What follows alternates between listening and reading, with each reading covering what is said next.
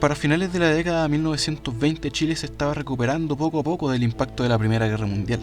La recesión generada por la inestabilidad económica de la guerra, el aislamiento de los distintos bandos, bloqueos y la falta de comunicación en general, instó a la economía chilena a dar sus primeros pasos a la industria manufacturera, ante la falta de productos europeos hasta 1918. Un importante esfuerzo, pero efímero al fin y al cabo. En esos años, casi tanto como hoy en día, la economía chilena se sostenía fuertemente a la exportación de materias primas, el salitre específicamente, una industria que Chile dominaría a través de privados desde la Guerra del Pacífico, a finales del siglo XIX.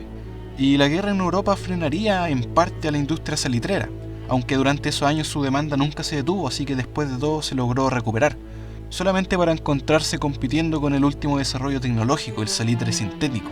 La industria del salitre chileno pasaría sus últimos años luchando para obtener relevancia, intentando volver a su puesto histórico en el mercado mundial, con campañas publicitarias incluso que promovían el uso del salitre natural, repartidos por todas partes del mundo. Finalmente, para el año 1927, bajo la presidencia de Carlos Ibáñez del Campo, la economía chilena logró estabilizarse más. Hubo una buena bonanza por un tiempo, las ventas de salitre se volvían a levantar y la sociedad chilena respiraba tranquila una vez más. Por lo menos hasta que llegó el Jueves Negro. Ese día de octubre del 29 pasó lo impensable. Después de un enorme apogeo económico en los Estados Unidos, que se había convertido en la primera potencia mundial luego de la Primera Guerra, su poderosa economía cayó de golpe, en una mala jugada producto del exceso de confianza, donde la especulación financiera se desasoció completamente de la realidad, y de un día para otro los Estados Unidos de América se despertaron sin dinero en sus bolsillos. En Chile el golpe llegaría con un poco de retraso. Para 1930 la industria salitrera estaba acabada. La crisis estadounidense generó una reacción en cadena, que dejó a todas las naciones cortas de dinero. Los mercados no se movían y el salitre chileno se quedó sin compradores. Pronto, los mineros del norte se quedaron sin trabajo, la oficina salitrera y sus habitantes se convirtieron en pueblos fantasmas, y las miles de familias que se sustentaban en esas tierras se vieron desplazadas hacia las zonas centrales del país, a Santiago y sus provincias cercanas, a trabajar en los campos y en la incipiente industria que no daban abasto. Había hambruna, miles de personas en la calle. Se erigieron las primeras poblaciones callampas y llegaron las necesarias ollas comunes. Había hacinamiento. A esta situación le siguieron las protestas. Desde las clases medias hacia abajo la gente salía a las calles a protestar, a exigir trabajo, calidad de vida, servicios básicos. Obreros, campesinos, estudiantes, incluso militares que exigían el pago de su sueldo. El país estaba endeudado. Aquellos efímeros años de bonanza habían sido financiados en base de préstamos, con cuotas que ahora se veían estancadas. Chile no tenía dinero ni soluciones para los pobres desesperados, ni una salida rápida, ni opciones. En 1931 Carlos Ibáñez del Campo partió al exilio. Los meses de protestas respondidos con represión no fueron suficientes para mantener la integridad del gobierno de turno.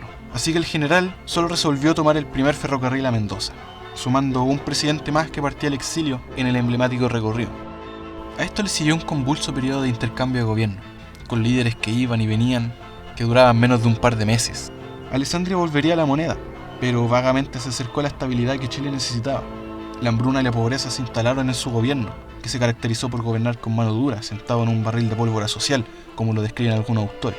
Finalmente, Alessandri llegaría indecorosamente al final de su periodo, y lo sucedería un líder que por fin lograría cambiar el panorama. Pedro Aguirre Cerda fue elegido presidente en 1938, siendo el primer presidente radical en una línea que seguiría a Juan Antonio Ríos y Gabriel González Videla.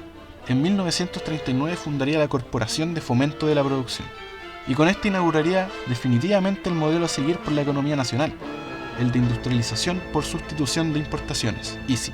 Luego de toda una historia de una economía dependiente de la exportación de materias primas, se dio paso a un esfuerzo por cambiar el peso de la balanza. La Corfo se dedicó a distribuir recursos para fomentar el desarrollo de la industria nacional. Se creó la Compañía de Aceros del Pacífico, la Empresa Nacional del Petróleo, la Empresa Nacional de Electricidad. Chile empezó a generar industrias, a manufacturar metales, a explotar la minería del carbón y la extracción de petróleo. Se crearon miles de puestos de trabajo que tanto urgía al pueblo chileno. Se le dio un énfasis a desarrollar el estado de bienestar para apoyar a la población más pobre, que por fin veía un cambio en su situación. Pedro Aguirre Cerda se caracterizó por enfocar su gobierno en el área de la educación. Por primera vez había educación pública, previsión y vivienda social.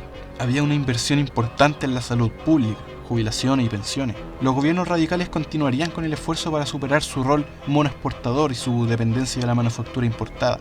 Sobre todo Juan Antonio Ríos, que enfocó su gobierno hacia la producción. De esta forma, el modelo ISI fue un motor que ayudó a la economía chilena a salir de la crisis y lograría sustentar, al menos por unas décadas más, un estado de estabilidad económica.